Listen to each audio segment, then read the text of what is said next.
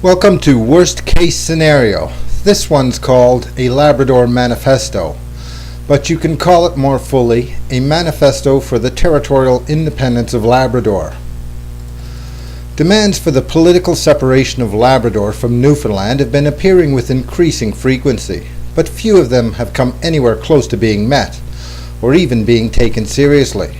The early proposals did not come out of Labrador, but were instead formulated in Newfoundland and were therefore, perhaps ironically, the ones that had the best chance of success. Twice Newfoundland tried to sell the territory to Canada, specifically Quebec, the latest time being in 1924 when the government wanted $15 million for everything except the coastline. If the sale had gone through, by now Labrador would probably have become fully integrated into another province, a mere electoral district inhabited by several non-francophone minorities, all struggling to be heard in a faraway capital. However, both times Labrador's prospective buyers found the asking price too high.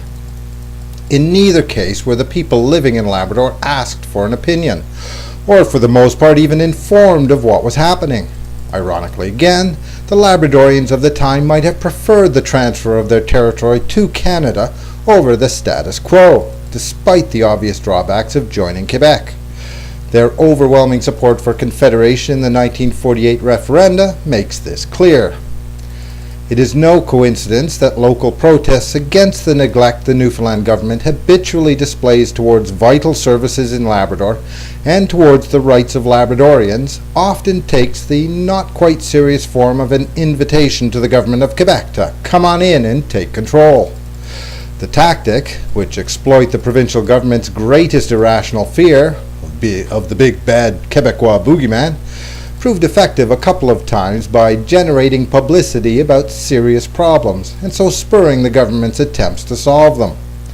What has proven even more effective for provoking government reaction, however, is the call for an exclusively Labrador referendum on the question of whether or not to separate from Newfoundland. Only once did such a plebiscite almost happen, when the combined councils of Labrador, a once vocal Pan-Labrador organization made up of municipal councillors from almost every community in the region, were minutes away from officially resolving to organize and hold such a vote. However, following a closed-door meeting with a government representative, the councillors abandoned their resolution. The combined councils were subsequently granted generously stable public funding and have since quieted their criticisms of government policies and actions.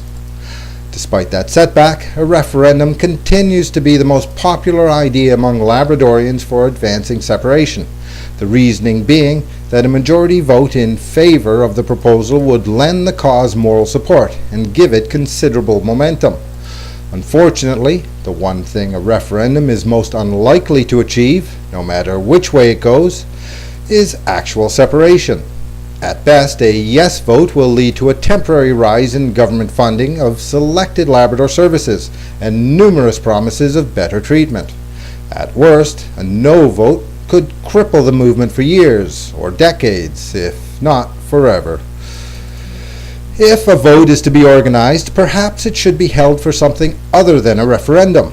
The simple truth is that if Labrador tries to follow regular channels to win a constitutionally recognized autonomous territorial status, it will need the agreement of the Newfoundland government, and that it will never get, no matter how many Labradorians vote in favor of it. The meaning of democracy is that sovereignty rests with the people. They need only exercise it. If Labradorians wish to be independent of Newfoundland, they need only act independently. If Newfoundland, for instance, won't give Labradorians home rule, perhaps they should set it up for themselves through the election of some kind of Pan-Labrador Assembly. That could be done without government involvement or interference. All it needs is a lot of money and a lot of people across the territory willing to enlist candidates and volunteers in every community and to organize the necessary polling stations. At the end of such a vote, Labrador won't just have an expression of an opinion, but an actual constituent assembly elected by the people. What that assembly does after that will be entirely its sovereign choice. I'm Michael Johansen in Northwest River, Labrador.